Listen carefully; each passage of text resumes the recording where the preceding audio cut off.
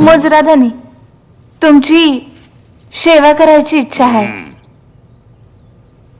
आई, तू चुकीच्या ठिकाणी आलीस.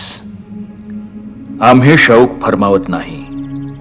आल्यासारखी खणओटी घे आणि जा. आव धनी, एवढा शेवा घेऊन तर बघा, जलमभर तुमच्या पाशीच ठेवताल नाही होय. ए सोंगाड्या, एकदा सांगितलं राजांनी, कळत नाही का? आता जातो का? ए मामा, मामा चिडलो.